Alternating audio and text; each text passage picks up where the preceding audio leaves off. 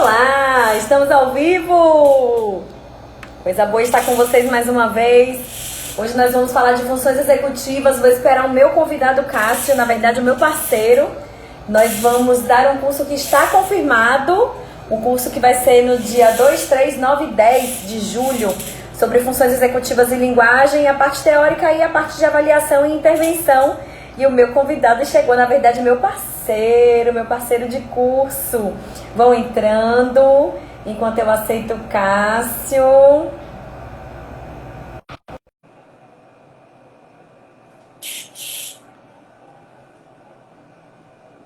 Olá, boa noite a todos, sejam todos bem-vindos. Vamos falar de funções executivas e vamos falar de linguagem. Chegou! Ju? Boa noite, E aí? Cássio. Boa! Agora é para valer, E aí, seja tudo bem? bem-vindo. Obrigado. Tá me ouvindo bem? Estou te ouvindo bem. Vocês Beleza. estão ouvindo bem? Está tudo bem? Vão dizendo aí embaixo se está tudo bem com o áudio da gente, se vocês estão nos vendo e nos ouvindo bem, para que a gente possa ter uma discussão bem bacana hoje. Cássio, um tema maravilhoso, eu adoro esse tema. Pois é, eu também. Funções executivas, eu digo que é vida. Pois é, menino. É o que todo mundo sempre fica discutindo, né? Como é que a gente consegue estimular e como é que a gente consegue avaliar, né? Eu A acho grande questão, a avaliar e gente vai estimular começar do funções executivas. começo. A gente vai começar definindo. Mas eu vou começar do mais do começo ainda. Eu vou começar pedindo para você se apresentar. A galerinha daqui da PG já me Pronto. conhece. E aí, primeiro eu gostaria de fazer propaganda do nosso curso que está confirmado. A gente vai fazer um curso de funções executivas e linguagem que vai acontecer nas 2 primeiras semanas de julho, dia 2 e 3, 9 e 10. Vai ser um curso muito bacana, eu conto com a presença de todos vocês. A Kelly está aqui, vocês podem pedir para ela as informações sobre o curso. E Cássio, primeiro se apresente e depois fala pra gente o que são as benditas das funções executivas. Então, gente, para quem não me conhece, meu nome é Cássio, eu sou psicólogo, eu sou especialista em neuropsicologia, eu fiz mestrado em psicologia do desenvolvimento e hoje eu estou fazendo doutorado em psicologia do desenvolvimento também. Falar de funções executivas é algo sempre muito legal, porque é o que eu estudo há algum tempo, né? Desde que eu comecei a trabalhar com pesquisa, na verdade. E quando eu fui para a clínica, sempre foi, na verdade, no tipo de função ou no conjunto de funções que a avaliação acaba se sobressaindo, né? No contexto da avaliação neuropsicológica. Funções executivas é uma coisa relativamente complexa de definir, né? Te coloquei Então, na saia justa. esse é o ponto mais difícil de responder. O que é função ou o que são funções executivas? Em termos de definição, a gente pode falar de um conceito que é um conceito guarda-chuva. Então, eu estou falando de um monte de coisa, não estou falando de uma função, estou falando de um conjunto de funções. E aí, a minha definição, ela vai variar de algo mais conservador para algo mais contextualista. E aí eu posso pegar uma perspectiva mais cognitiva ou eu posso pegar uma perspectiva mais comportamental. Na prática, independente de qual abordagem eu escolha para definir, eu estou falando de habilidades que têm a ver com um nível mais elevado do processamento cognitivo de nós, seres humanos, né? Se a gente for colocar na prática o que são funções executivas, eu estou falando de habilidades de nível superior. É a capacidade de planejamento, de organização, de manipulação de informações, de ter flexibilidade cognitiva, de inibir comportamentos automáticos, né? Então, capacidade de se autogerenciar no meio que a gente está inserido e por aí vai. Então, funções executivas é esse conjunto de coisas que, na prática, são indispensáveis para que a gente tenha uma vida mais ou menos estruturada, mais ou menos organizada. E você me traz uma coisa que linka diretamente aí com a construção da linguagem, né? Eu estava dando um curso esse fim de semana e quando eu costumo falar, e é bom falar porque aqui não tem só fonoaudiólogo, a gente tem uma coisa que é a comunicação, que é uma troca de informações entre parceiros comunicativos, que vai ser feita através de um meio para passar conteúdos linguísticos. E a linguagem é o pensamento, completamente estruturada pelas funções executivas. Né? Então, aquela coisa que eu não posso falar aqui nesse ambiente, nossa, não posso falar isso aqui de jeito nenhum, eu preciso de controle inibitório para que isso aconteça. Então, toda a praticidade da comunicação, tudo que faz com que ela aconteça ou não, incluindo aí um processo de pensamento e de linguagem, passa pelas funções executivas. Não tem como separar uma coisa da outra, né? Sim, com certeza. Até no processo do neurodesenvolvimento infantil, a gente consegue ver as duas, vou colocar nas duas funções, mas não são duas funções, como eu coloquei, a gente consegue ver esses processos acontecendo dinamicamente. Né? Para quem tem filho pequeno aí que está assistindo, já consegue fazer esses links aí, o desenvolvimento da linguagem, da comunicação, associado à capacidade da criança de se auto-inibir, na medida que ela recebe uma nova instrução, ou então de, em alguma medida, manipular informações. São processos cognitivos que andam juntos, né? Paralelos ali em algum momento, às vezes independentes, às vezes interdependentes, e por aí vai. Então, são funções cognitivas, são processos de nível superior, super elaborados, que são super importantes para tudo na nossa vida, desde a infância até a vida adulta. Ó, tá cheio de fã seu aqui. Gente, tem mais fã. Ó, tô ficando com ciúme. Tem mais fã Pois de é, graça aqui do gente. que meu. Bom, nem me conhece. Oi, gente, sou Juliana. Vocês que estão aqui por causa de graça. Gente, essa mulher é sensacional, tá? É sério, ela é sensacional. Rainha das lives. E não é qualquer live, não. É live que a gente aprende. É live que a gente aprende. Eu acho que isso é mais importante. Ela me convidou, eu fiquei, meu Deus, que enrascada fazer uma live. Mas topei porque é ela. Porque é sensacional. Desculpem. Gente, vão fazendo as perguntas de vocês. Ó, então vamos dividir, eu brinco assim, que tem como a gente tirar um raio-x das funções executivas se a gente falar de 3 componentes. Que seriam, e me corrija se eu estiver errada, e aí eu queria que... Jogue duro. Então a gente tem a memória de trabalho, a memória operacional, que é um pacotinho importantíssimo, cheio de vieses aí dentro das nossas funções executivas.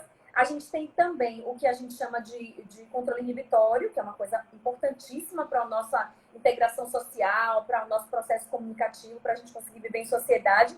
E a gente tem a flexibilidade cognitiva. Dentro de flexibilidade, tem 2 conceitos que eu acho que as pessoas confundem muito. E eu queria que você falasse um pouquinho deles para a gente, que é o de teoria da mente e o de coerência central. Então, às vezes eles pensam que é a mesma coisa, não conseguem definir o que é um, o que é outro. E aí eu queria ouvir a sua explicação, um pouquinho de cada. O que faz a teoria da mente, o que compõe e o que compõe a coerência central, para que fique mais claro para a turminha que está assistindo a gente. Beleza. Teve uma que falou comigo mais cedo, fala de autismo. Vou dar o exemplo de autismo daqui a pouco. Pronto. Falando disso, né, de coerência central de teoria da mente. Você trouxe aí 3 componentes fundamentais ou 3 componentes nucleares das funções executivas, segundo um modelo mais moderno, que foi um modelo que a Diamond reformulou a partir dos estudos de Lesac, de Biak e Friedman em 2000. E aí a gente tem esses 3 componentes principais que fazem parte desse modelo, que são, hoje, a menina dos olhos das neurociências. Porque quando a gente pega neurodesenvolvimento, quando a gente pega o desenvolvimento infantil, a gente precisa entender muito desse processo para dar conta do processo subsequente de desenvolvimento. Quando a gente fala de cognição social, que aí a gente teria coerência central, teoria da mente, a gente tem um modelo de funções executivas que o Zelazo para defender aquela ideia de funções executivas mais frias e funções executivas mais quentes. Nessa dicotomia entre o que é uma função executiva mais fria e mais quente, ele traz essa ideia de processos metacognitivos, que seriam processos que têm a ver com as emoções, de como a gente processa informação a nível contextual, né, e emocional, e ao mesmo tempo como isso vai se manifestar na interação com o outro.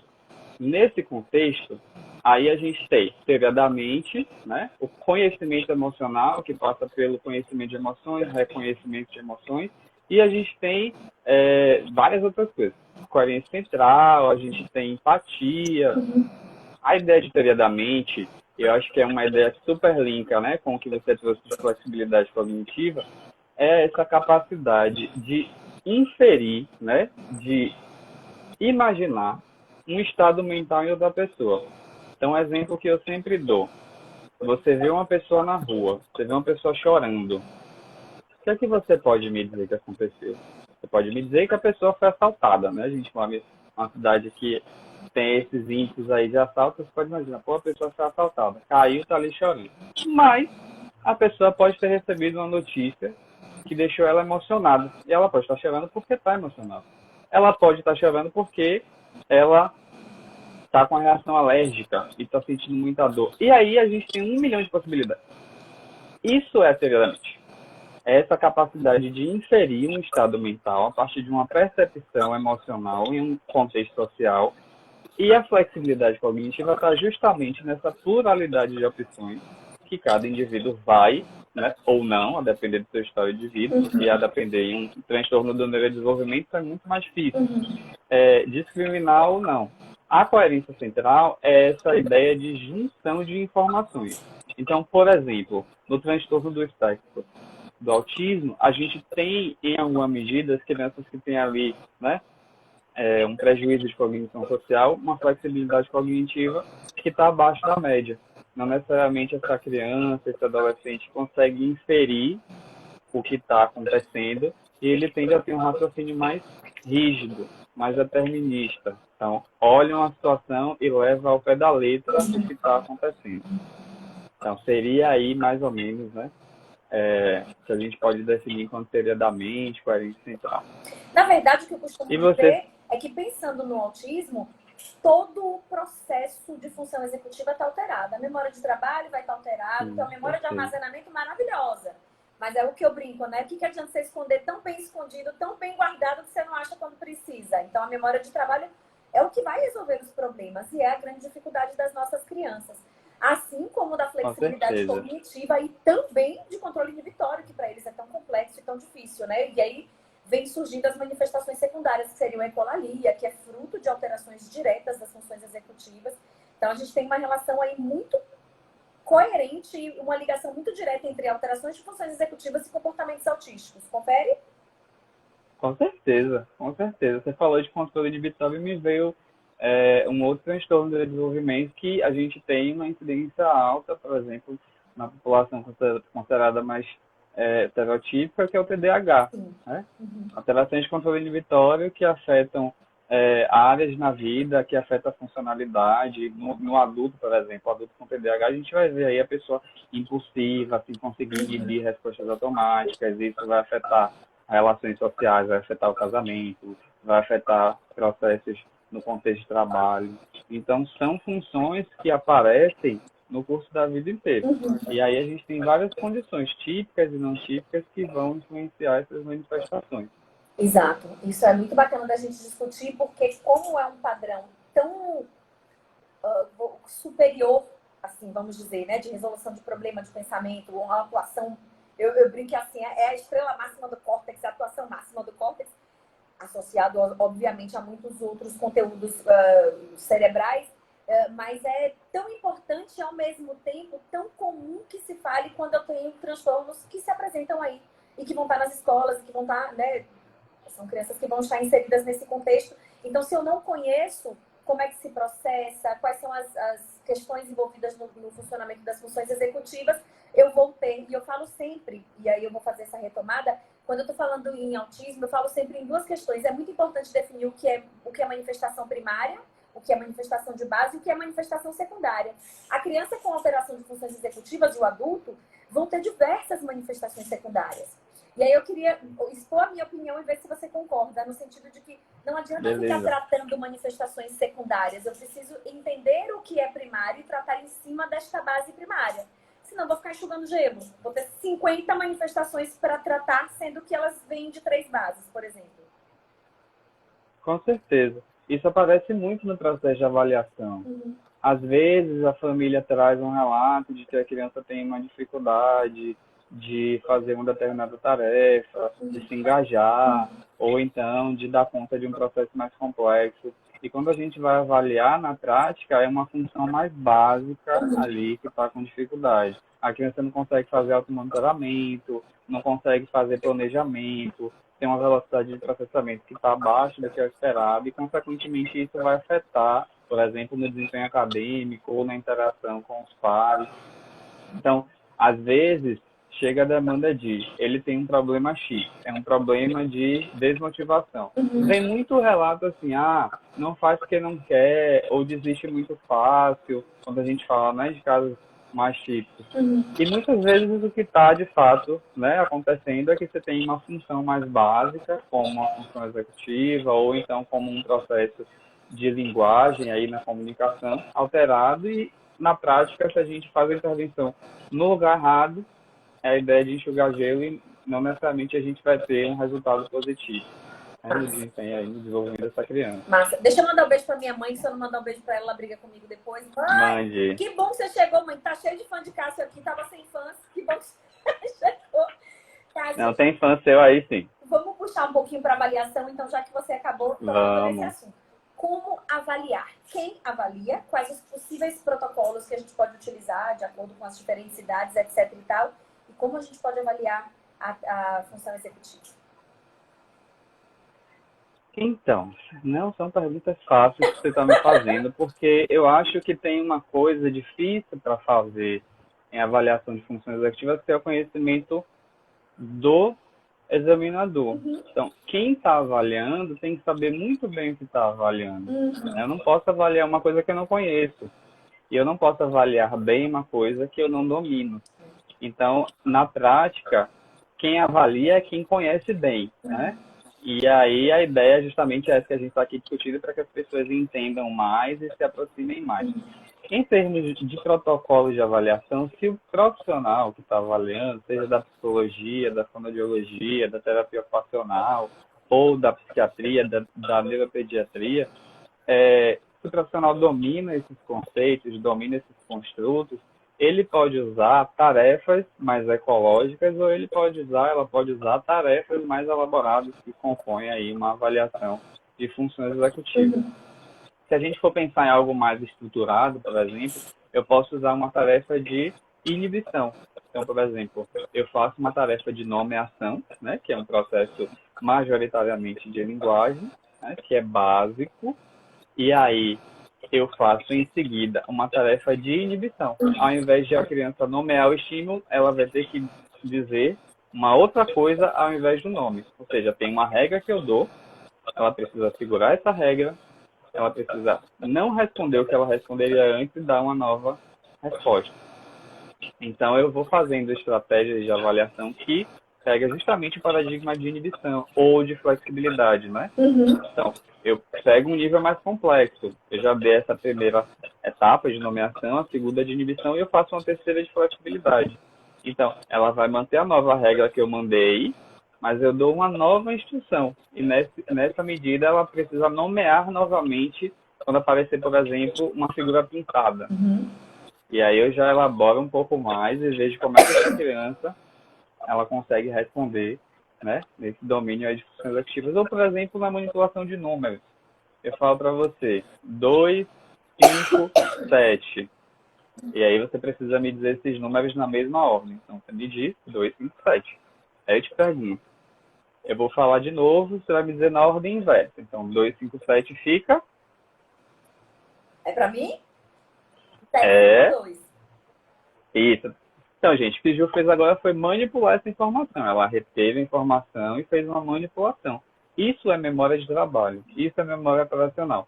Então, na prática, a gente faz tarefas, a gente usa testes que incorporam, né, esses princípios que a gente vai desenvolvendo a partir de outras medidas, inclusive comportamentais, né, principalmente quando a gente fala de adulto, porque na prática a manifestação das funções executivas no adulto acaba sendo muito mais complexa, muito mais elaborada. E aí a gente vai expandindo, né?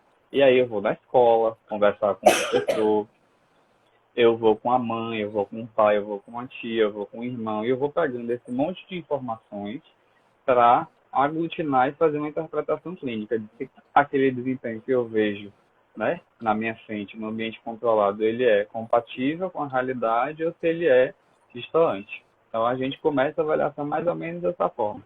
Ótimo.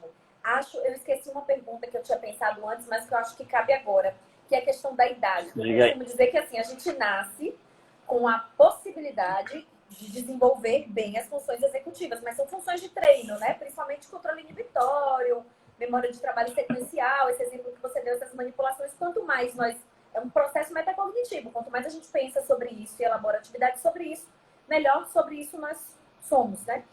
E aí, Me fala um pouquinho sobre a cidade, né? A gente tem teoria da mente, tem uma idade específica para ser desenvolvida na criança, não uma idade específica, mas assim, eu não posso avaliar uma criança teoricamente com 3 anos de idade, com 4 anos de idade. A coerência central, me explica um pouquinho sobre as idades e esses protocolos de avaliação. Existe uma padronização para isso? Existe.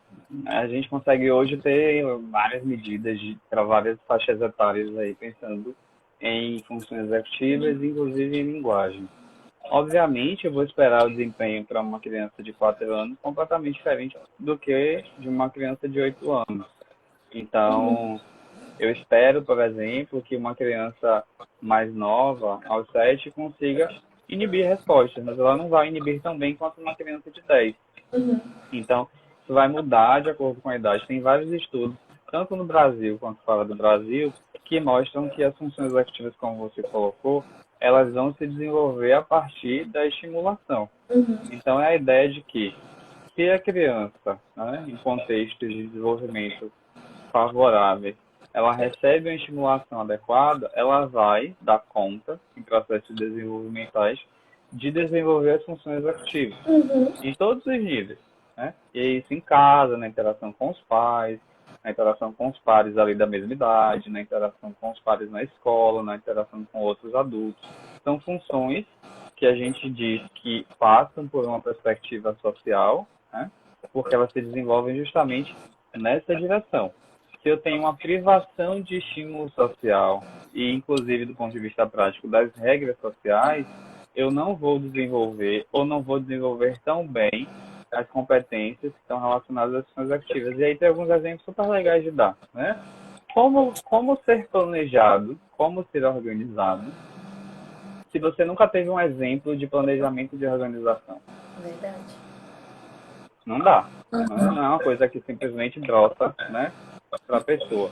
Em alguma medida, a gente vai desenvolver planejamento, organização, gerenciamento de tempo, na medida do treino e do exemplo. Às vezes isso acontece de uma forma mais naturalista, porque a casa, a família é mais organizada, ou porque a criança ou adolescente encontra um contexto de organização, mas muitas vezes não vai acontecer. E aí, qual é o problema? O prejuízo funcional aparece. Quando a gente tem prejuízo funcional de funções executivas, ou quando a gente tem uma pessoa que tem um funcionamento executivo abaixo da média, geralmente a gente está falando de uma pessoa que tem muita dificuldade de se organizar no tempo e no espaço. E aí os problemas vivenciais, eles tendem a aparecer, e o pessoal que está assistindo aí deve estar imaginando, meu Deus, será que eu tenho um problema de funções executivas? Né? Na prática, nem toda dificuldade de se organizar e de planejar é uma deficiência, um problema, mas a gente sempre liga o sinal quando está no contexto de avaliação, porque quando chega uma criança para avaliar, e acho que você pode falar melhor do que eu sobre isso, porque você pega as crianças menores do que eu, né? Inclusive eu mando para você, é porque tem alguma coisa que está acontecendo e está chamando muito a atenção. Então a gente não pode negligenciar. Ok. E me fala um pouquinho sobre... Então, nós falamos sobre a idade. Deixa eu ver aqui a minha planilhazinha para ver o que mais...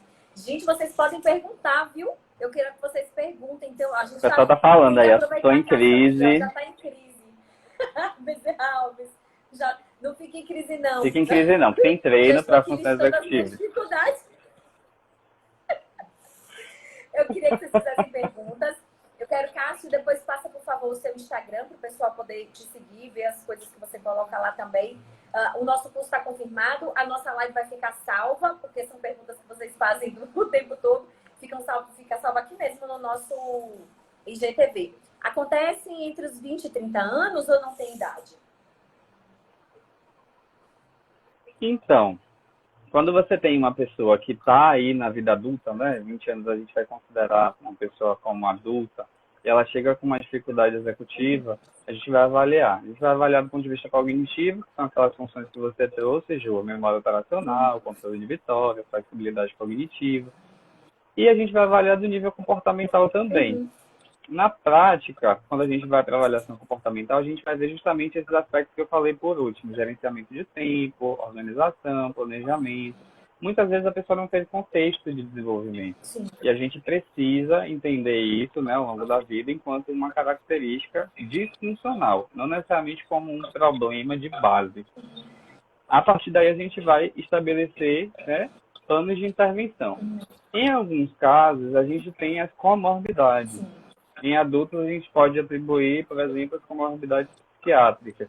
Então, transtornos de humor, transtorno depressivo, né, dependendo do transtorno de personalidade, que vai também trazer, aí, em alguma medida, o prejuízo nas funções executivas. A partir de intervenções adequadas, a gente pode fazer um treino, a gente pode fazer ajustes comportamentais que tragam, né, algum tipo de retorno dessas funções ou que diminuam as disfuncionalidades. Então, eu sempre digo no consultório, né, quando eu avalio crianças, assim, gente, tem jeito para tudo. A grande questão é a gente encontrar o que se adequa a cada caso. É verdade. A Natália está perguntando se existe algum teste específico, né, para avaliar essas funções mais complexas, como, por exemplo, o automonitoramento. Depende da faixa etária. Beijo, Nath. Depende da faixa etária. A gente tem tarefas mais ecológicas, né, de controle inibitório, por exemplo, que em alguma medida a gente consegue ver aí pistas de automonitoramento. Então tem uma tarefa que a gente usa bastante no consultório, que é o FDT, que é o teste de 5 dígitos. Então a gente vai ver na medida de erros se a pessoa consegue se automonitorar, né? Se ela corrige os erros dela, é porque ela percebe os erros e ela conserta, né? Então ali, eu vi que eu errei, eu vou responder. A grande questão é que isso traz um prejuízo. Em adultos, a gente usa escalas de comportamento. Então, eu vou pegar uma escala de comportamento e vou ver como é que essa pessoa se automonitora, se ela é mais impulsiva, se ela é planejada. E, a partir disso, eu vou entender se isso é disfuncional ou não. Então, a gente vai trabalhar aí para avaliação de funções ativas, considerando essas funções mais específicas nesse sentido. Joia. Eu vi que teve uma outra pergunta. A pergunta era relacionada à primeira idade, se com 59 anos tem como avaliar, sim, né? Foi a pergunta da minha mãe, ela já está querendo avaliação. E a França fala, Franca, não sei se é Franca ou França, como tem se avaliado na clínica as funções executivas quentes, dependentes de emoção e motivação, e qual o impacto dessas funções em uma visão mais ecológica? Gente, é uma pergunta complexa para responder assim tão rápido. Aqui é Meu assim, Deus, é vamos lá. Essa da idade é bem legal, tá? Porque tem uma questão super importante sobre funções executivas, tem a ver com o processo desenvolvimental. Assim como eu trouxe que as funções executivas elas vão sendo ganhadas ao longo da vida, com o avançar da idade a gente vai tendo o declínio, e é um declínio natural, né? A gente vai tendo uma velocidade de processamento diferenciada do que a gente tinha, por exemplo, quando a gente era mais jovem. Por exemplo, hoje a minha velocidade de processamento é diferente, quando eu tinha uns 20 anos. Não é mais a mesma coisa. E esse declínio é um declínio natural. A grande questão é que, com o avançar da idade, a gente tem um processo, né, degenerativo natural. E isso precisa ficar, né, em stand-by, porque pode ser um declínio típico ou pode ser um declínio atípico. Se eu tenho uma pessoa que sempre foi dessa forma e aos 59 ela está apresentando isso de uma forma mais acentuada, aí eu preciso avaliar para entender se é essa característica que veio ao longo da vida ou se é de fato algo novo que signifique aí alguma hipótese diagnóstica diferenciada. Então, isso é bem importante quando a gente fala de envelhecimento. É pegar essa avaliação mais precisa de acordo com a vida e entender se isso está indicando alguma dificuldade ou não. A outra pergunta é sobre a clínica, se as funções executivas quentes e qual o impacto na visão ecológica. Do ponto de vista social, isso é fundamental. Quando eu tenho uma função executiva quente, por exemplo, como a cognição social com prejuízo, se eu estou falando de uma pessoa com desenvolvimento típico, eu estou falando de uma pessoa que muito provavelmente tem um monte de problemas de relacionamento. Para tudo, deixa eu mandar um beijo para Estela. Estela Márcia, te amo, minha doutora, minha psiquiatra, favorita, cadê essa? Meu coração. Ai, meu Deus, e Ivan entrar aqui vai brigar comigo. Minha amiga, beijo. Favorito. Meus amigos todos, beijos. Mas essa psiquiatra é nossa. É, nossa. Minha psiquiatra querida. Me trata. Volte para a sua resposta. Desculpe, voltando à minha resposta. Vitório para falar de história de cumprimento. Gente, isso é controle inibitório. É, Vamos lá. Cognição social, né? É uma função executiva quente, eu vou entender dessa forma. Essa capacidade de inferir esses estados mentais. Se eu tenho uma pessoa que tenha dificuldade de inferir o que é inferir, né? É imaginar o que uma outra pessoa está pensando. Se eu tenho alguém que tem dificuldade de fazer isso, provavelmente essa pessoa tem algum problema de relacionamento em alguma área da vida dela. Uhum. Porque se eu vejo, por exemplo, você, né, que é minha amiga, que encontro sempre, eu vejo que você está com o rosto mais abatido, tá uma expressão mais triste, eu não consigo discriminar essa pista, né, do ponto de vista facial e imaginar que você pode estar passando por alguma situação e eu te trato de qualquer forma, eu vou gerar em você, né, alguma resposta que não é uma resposta muito adaptativa. Provavelmente você vai ficar chateado comigo porque eu simplesmente ignorei o fato de que você estava mais cabisbaixo. Então, quando a gente fala do ponto de vista ecológico, eu vou sempre inferir padrões comportamentais que podem ser mais ou menos disfuncionais.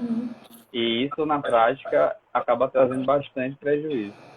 Com certeza para as adaptações sociais, né? Porque a gente está falando muito da parte cognitiva, mas a todo instante vocês vêm trazendo essa demanda de que as funções executivas elas estão aí, inclusive, para que a gente consiga manter essas relações, né? Eu falo que não são só criar relações novas, a manutenção das relações é o mais complicado.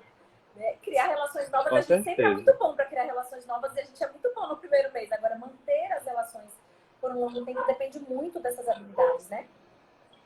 Com E certeza. pensando na Quando a gente vai Não, pode falar, desculpa. Não, quando a gente vai, por exemplo, para um transtorno do neurodesenvolvimento como o autismo, que é mais marcado, né, essa dificuldade, a gente vê nas novelas, nos filmes, aquela coisa mais rígida, né, uma pessoa mais rígida. Na prática não acontece sempre dessa maneira, mas se a gente for pegar esses exemplos e entender, né, que a pessoa tende a levar ao pé da letra, tende a levar como uma interpretação única, a gente começa a ver nos próprios exemplos televisivos que as pessoas têm mais dificuldade de se relacionar, de entender o que o outro pensa, de entender o que o outro sente. Se a gente transpõe isso para uma pessoa, né, numa situação realística de um transtorno de desenvolvimento, a gente começa aí a entender que o prejuízo funcional ele acontece, infelizmente. Muito que as famílias trazem é isso. Não é nem o fato de a criança ter ou não o diagnóstico do transtorno. É o prejuízo funcional relacionado às funções ativas e como, né, intervir adequadamente nisso. E aí, né, a deixa para você que ia falar de intervenção de funções ativas. Que o quê? Você ia falar alguma coisa de Eu ia intervenção. falar da intervenção, né? Eu ia falar que existem alguns protocolos bacanas que a gente pode se basear. Eu gosto muito do Piafex, queria ouvir a sua opinião sobre ele. Mas essa intervenção é uma intervenção ampla, né? Em que eu preciso descobrir o que é aí de base primária para poder intervir, para não ficar trabalhando em manifestações simples. E é muito direcionada ao mesmo tempo em que ela acaba, né, sendo ampla no sentido de que a gente está falando de um transtorno, de uma habilidade tão importante, mas ao mesmo tempo eu preciso de atividades muito pontuais. Você conhece o Lumosity, um aplicativo? Sim, Ah, sim. eu gosto Você muito. falou do Piafex. Eu falei do Piafex e do Lumosity. Hoje a gente tem vários, né? Tem o da A Cris, gente tem né? vários. O da Cris é aberto Cris para validou poder ser usado? vai sair como um programa multidisciplinar, né? O que é muito legal. Hoje, as estratégias de intervenção em funções ativas, elas são várias. Acho que muito legal o fato de a gente ter um espaço como esse, de discutir esses conceitos, porque as pessoas vão se familiarizando mais, vão entendendo mais e conseguem estudar mais e aprender mais para fazer intervenções mais adequadas. Hoje, a gente tem no Brasil vários programas de intervenção em funções ativas, desde a pré-escola, que é o caso do Piafex, até o caso dos programas para adultos. A gente tem o Piafex, que é um programa de intervenção para crianças pré-escolares, que foi desenvolvido pela Natália Dias, acho que durante o doutorado dela, que é um programa super legal, e foca em habilidades executivas mais fundamentais ali na pré-escola, né? Ou seja, algo que você pode começar a estimular desde cedo. A gente tem um programa da Cris, desenvolvido também durante os estudos de doutorado dela, que tem foco em crianças escolares. Então, é um programa de estimulação de funções executivas na escola. a gente sai dessa lógica da escola como uma coisa mais formatada, mais padrãozão, para um modelo de escola de estimulação de funções que são fundamentais para aspectos de desenvolvimento. E aí tem atividade de estimulação de memória operacional, de regulação de emoções, de planejamento, de flexibilidade cognitiva. No consultório, para quem trabalha com intervenção ou para quem trabalha com clínica, seja psicológica, seja fonoaudiológica ou em terapia ocupacional, estratégias de funções ativas também podem ser adotadas, pensando que você tem uma criança que tem uma dificuldade, por exemplo, de controle inibitório. Eu vou trabalhar ali através de um treino, de uma estimulação mais específica para essa dificuldade, para que essa criança vá compensando, a partir da estimulação, os prejuízos funcionais que ela tem no dia a dia, seja na escola, seja em casa, ou seja nos espaços onde ela estiver. Então, os programas eles vão aí caminhando nessa dimensão, pensando nas funções ativas mais frias, né, as funções, principalmente naquele modelo de funções nucleares, e a gente tem as intervenções comportamentais. Né? Você fala das funções quentes no modelo de Zelados, por exemplo, falando de cognição social, a gente tem o treinamento de habilidades sociais, vou fazer roleplay, eu vou fazer dinâmicas onde a pessoa precise articular um pensamento, se colocar no lugar do outro, que na prática seria o ideal, né, para dinâmicas interacionais do dia a dia. Embora não seja sempre fácil, né? Porque a gente é bombardeado. Cássio, eu acompanho algumas crianças por um tempo bastante prolongado, um acompanhamento longitudinal de 6, 7 anos, crianças que tinham um diagnóstico de um autismo, inclusive, um pouco mais importante e que foram atenuando as manifestações, fazem terapia com fonoaudiólogo, com psicólogo, terapeuta ocupacional. E quando elas chegam próximos dos 6, 7 anos, e eu estou falando de um grupo de pacientes, não é de um só, eu percebo que algumas questões, principalmente voltadas para o controle inibitório, permanecem e interferem diretamente nas questões escolares, né? Então, as queixas escolares que esses meninos permaneceram hoje estão relacionadas a essa dificuldade de controle inibitório. E aí, eu ando pensando muito de recursos, porque eu penso o seguinte, já que ficou ali, depois de tanto tempo, né, de intervenção, é porque realmente alguma dificuldade um pouco maior. O que você pensa sobre esses protocolos, que são protocolos de apoio terapêutico, como o neurofeedback, por exemplo? Você acha que é bacana? Quando que você pensa sobre isso? Ou se você não pensa, se você indica, me dá sua opinião sobre isso, por favor. Eu sempre preciso pensar na dinâmica da família, na dinâmica da criança, no prejuízo, né? Eu sempre faço esse esforço, porque nem tudo serve para todo mundo. Eu sempre levo muito a sério essa premissa de que o que serve para uma criança não necessariamente vai servir para outra. Existem crianças que eu já fiz orientações mais específicas sobre intervenções como neurofeedback, né, associado a intervenção direcionada por uma neuropediatra. Tem crianças que eu achava que não valia a pena. Então, eu vou muito no caso a caso. Quando você falou de controle inibitório, me veio à mente uma outra coisa. Às vezes, fica o residual da dificuldade ali. E aí, aquela coisa que a gente estava falando no começo. Eu preciso entender bem sobre isso para conseguir discriminar direito qual é a dificuldade que está aparecendo. Por exemplo, eu estou falando de controle inibitório, eu estou falando de um processo controlado. Né? É um processo de controle de estímulos. Na prática, tem um componente anterior aí, né, que perpassa o funcionamento executivo, que é a central executiva em termos atencionais, de atenção sustentada. Se a criança não tem uma atenção executiva, pensando num nível mais complexo dos processos atencionais, provavelmente vai ficar um residual de controle inibitório, porque ela não vai conseguir sustentar e não vai inibir, e aí vai mudar, e mudar, e mudar. E isso, né, assim, atrapalha muito a criança na escola, atrapalha muito a criança em casa. Então, são processos que estão acontecendo de forma dinâmica. A gente está falando assim um monte de coisa ao mesmo tempo, né? Mas, na prática, são processos dinâmicos. Na clínica ou no ensino, a gente separa para entender, mas na hora de fazer intervenção, a gente acaba fazendo intervenção em 2 coisas ao mesmo tempo, em 3 coisas ao mesmo tempo, porque são processos que estão ali paralelos, né? Lado a lado. E é importante sempre lembrar dessa distinção, mas ao mesmo tempo de como os processos andam juntos. tem uma coisa que eu não falei. Primeiro eu queria falar sobre a Estela. A Estela escreveu Alguém aqui, é perguntou a alguma escola que coisa. queremos. Nossos professores precisam desse estímulo, eles são norteadores também do desenvolvimento. Isso aí, Estela, você está certíssima. Kelly, realmente, eu com meu copinho azul, não tô com a minha xícarazinha linda do fora, porque hoje o dia foi tão confuso, minha mãe, tanta reunião, que eu não levantei da minha cadeira, e aí eu não fui nem buscar na cozinha. Eu queria que você falasse um pouquinho pra gente sobre controle de interferência. O tanto que as dificuldades de controle de interferência podem interferir no controle inibitório. Faz sentido ou o que eu falei não faz sentido nenhum? Sim, com certeza. Né? Você não consegue inibir um estímulo externo para dar conta de uma demanda que está aqui agora, né? Por exemplo, o celular está aqui na minha frente. Não está tocando porque eu não recebo notificação. Meu celular não toca, não recebe, quer dizer, recebe chamada de verdade, mas o WhatsApp não toca e não chega notificação do WhatsApp. É Nem do mesmo? Instagram, Eu nem tenho que nada fazer disso. isso, gente. É, Pra ser melhor. o pessoal briga às vezes que eu não vejo mensagem, mas é porque eu não recebo notificação. Porque eu sei que me atrapalha muito. Né? E às vezes chega a mensagem, a gente tem vários aplicativos no celular, então tem 1 milhão de coisas chegando, às vezes eu estou concentrado numa coisa, eu tenho ali interferência.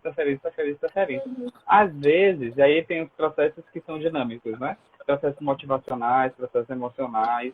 Às vezes o que chega no celular é muito mais interessante do que eu estou fazendo, por exemplo, quando eu estou estudando. Ou fazendo uma tarefa, preenchendo uma planilha que eu vi que estava preenchendo hoje, que é chata, mas tem que preencher mesmo. Então, o controle de interferência, dualidade de interferências, é algo muito importante para ter um bom controle inibitório. Né?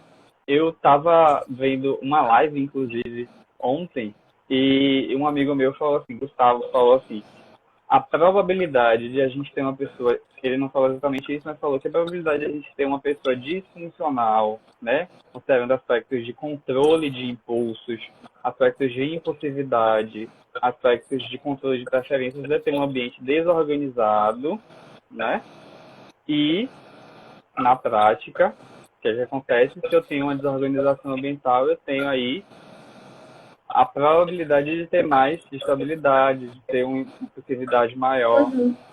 Então, aí que a gente vai na dinâmica. Alguém falou alguma coisa. A Nath falou que a própria central executiva. É exatamente isso, né? Essa capacidade de pegar esses estímulos aí a nível atencional. Se eu tenho um ambiente desorganizado, lascou-se. Né? Eu não vou conseguir. Ah, agora que eu entendi o comentário, abafado. É Esquece. você a própria central executiva. Ah, às vezes. Às vezes. Na pandemia, não. Mas não pode, né, nem pensar sobre isso. A Helene tá falando que é sua fã, Helene Souza Andrade. A Barberijane, Ju, sua atuação é ótima. Obrigada, gata! Vamos pensar um pouquinho em algumas estratégias que nós podemos dar para os terapeutas que estão aqui assistindo a gente, para que a gente possa... Eu digo o seguinte, eu adoro treino de funções executivas, eu faço comigo o tempo todo, eu adoro Lomosity, eu adoro esses treinos todos, adoro Gênios, adoro memória como é que eu chamo? Esqueci. Memória sequencial auditiva, esses treinos todos. A gente pode pensar em algumas estratégias para que as pessoas possam, enquanto terapeutas, trabalhar suas funções executivas em casa para aproveitar a pandemia, né, gente? Com certeza. Se a gente está falando dessas pessoas que estão assistindo a gente, né, que são adultas, muita gente está com muita dificuldade, por exemplo, de fazer coisas, né?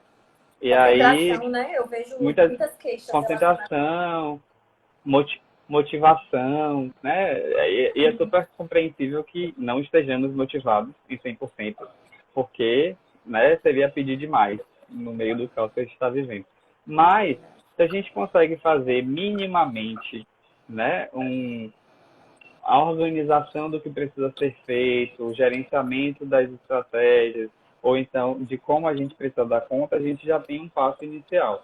Então, assim, eu nunca vou esquecer, é um caso que eu nunca vou esquecer, assim, um paciente que eu tive, tinha uns 20 e poucos anos, ele falou para mim uma vez assim, ele estava muito angustiado com o trabalho, e ele, porque ele trabalhava longe de casa, longe da família, e ele falou assim, eu estou muito angustiado, eu quero sair desse trabalho, mas eu não posso porque eu estou devendo muito.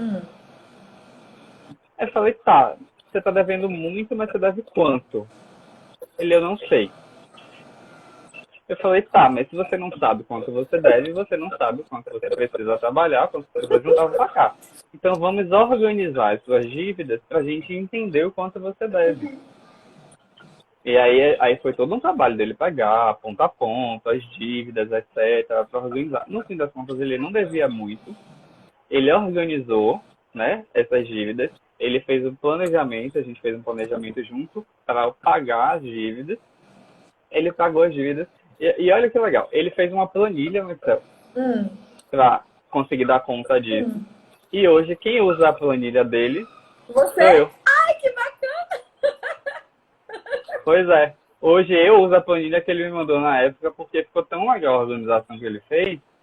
E assim, ele conseguiu o resultado, que foi pagar, né, as dívidas.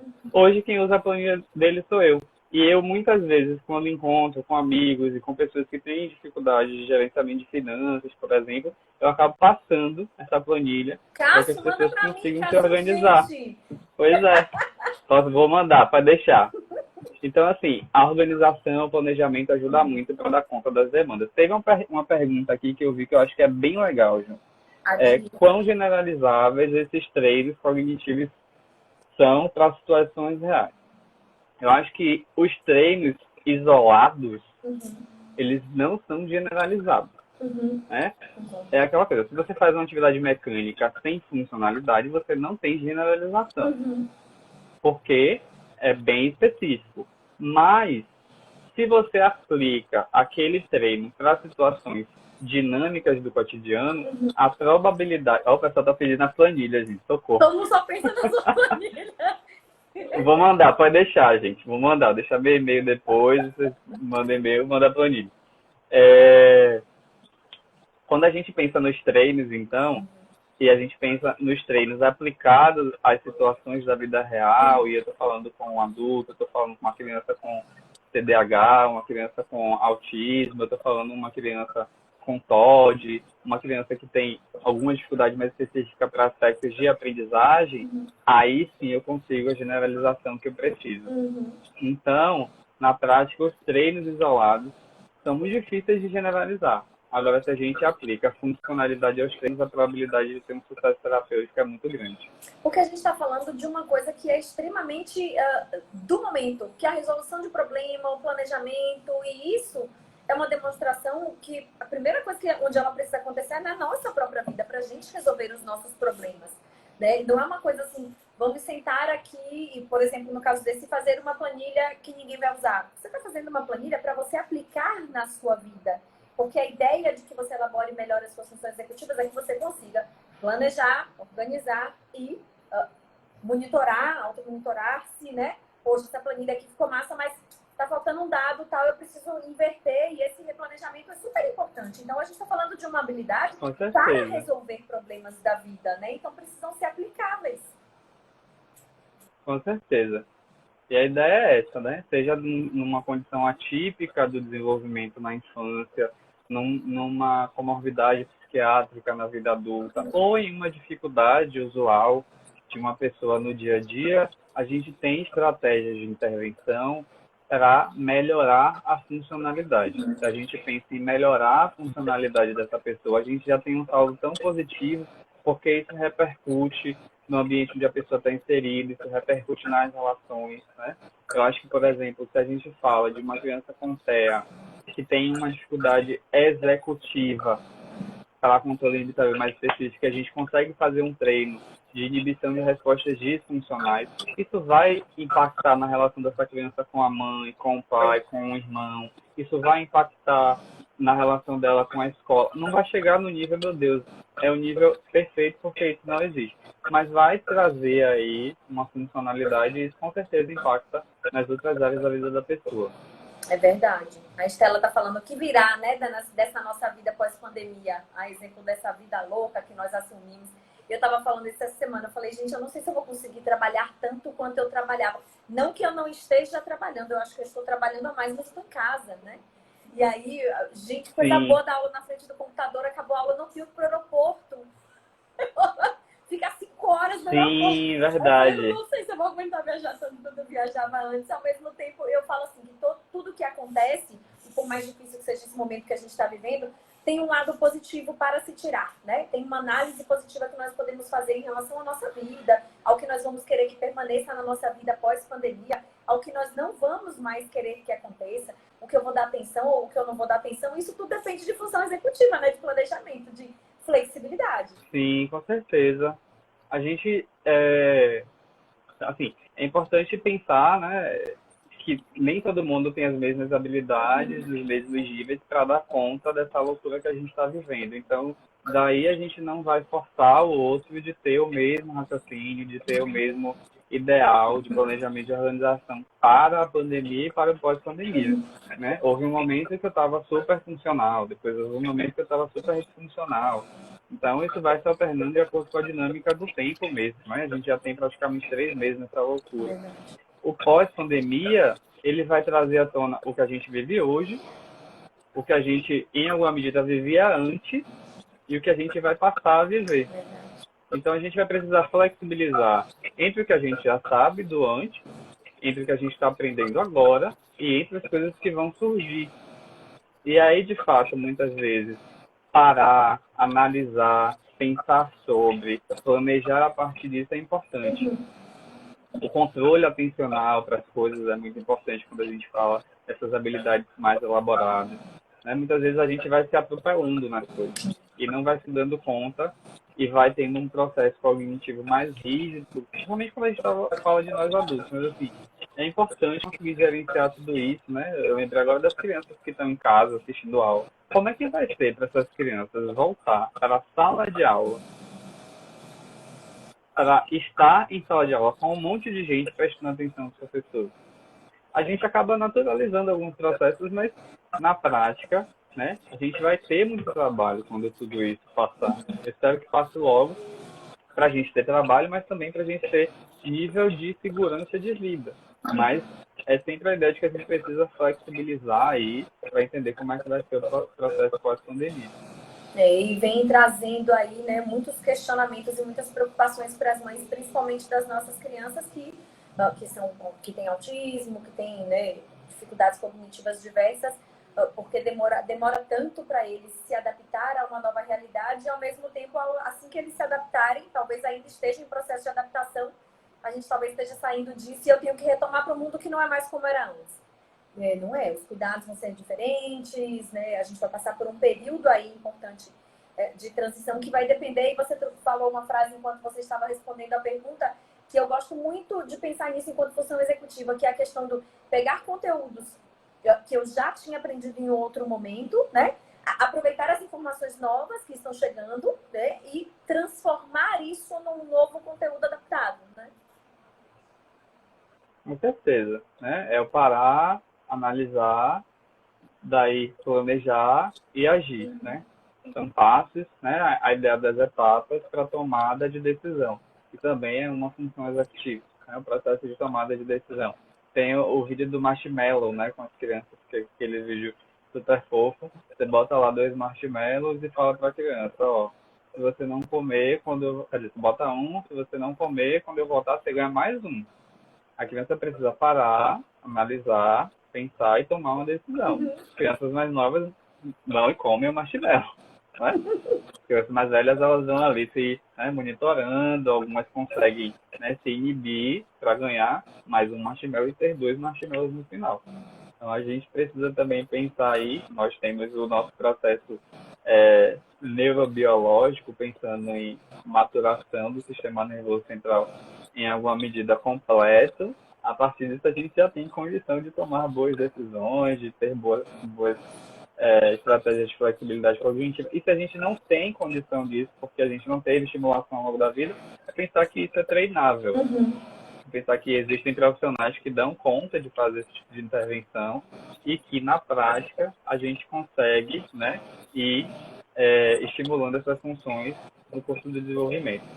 Muito legal. Cássio, podia passar a noite toda aqui conversando sobre isso com você. Eu adoro. Para vocês que estão assistindo, se tiverem ou ficarem interessados aí em saber um pouquinho mais sobre funções executivas, eu e Cássio vamos estar no dia 2, 3, 9 e 10 de julho fazendo um curso sobre funções executivas e linguagem. Vamos falar de avaliação, vamos falar de intervenção, de estratégias mais práticas relacionadas a como a gente pode fazer isso no consultório, porque a verdade é que, assim, por mais que seja um conteúdo tão complexo e do domínio, entre aspas, vamos falar assim, né, da psicologia, é muito importante que a gente pense que sem esse conceito, sem esse conteúdo, é muito difícil atuar na linguagem, né? Porque sem Sim, com flexibilidade, sem certeza. essa questão do controle inibitório e da memória operacional, é muito difícil armazenar, é muito difícil ter uma boa estrutura sintática, entre outras coisas diretamente relacionadas à linguagem. Então, acompanhe a gente no nosso curso, assista a live, se você não chegou aqui no início, vai ficar salva. Cássio, você é maravilhoso, muito obrigada por ter aceitado o nosso curso. Você que é maravilhosa. Mandar um beijo pro pessoal. Gente, beijo. Os amigos aí que assistiram, estão Beijos, mandando amigos, beijo, beijo. Ó, fala o seu Instagram, qual é o seu Instagram? O meu Instagram é C Cássio Lima. Pronto, então vocês Bem fácil. entrem lá, sigam o Cássio, sigam também no Fono Juliana Rocha. Pode falar. Quem quiser meu e-mail, tem um e-mail que é mais fácil, que é cassio.lima@ufla.br. Pode mandar e-mail também, tem vários, mas esse é o mais fácil de soletrar. Quando você abrir, que eu mando a planilha. quando você abrir seu e-mail, vai estar assim, ó, a planilha. 100 e-mails pedindo. Eu vou colocar no Google Drive e vou disponibilizar o link, aí todo mundo pega. Pronto, mais fácil. Muito bom. Para todo mundo que está aqui, muito obrigada. Fiquem com Deus. Uma boa noite para vocês. Um ótimo fim de semana. Cássio, a gente se fala antes, mas a gente se vê aqui na PG de novo em julho, né? Pronto, pode deixar. Beijo, tchau. Fiquem com Deus. Tchau, tchau, gente. Boa noite. Tchau, gente. Boa noite.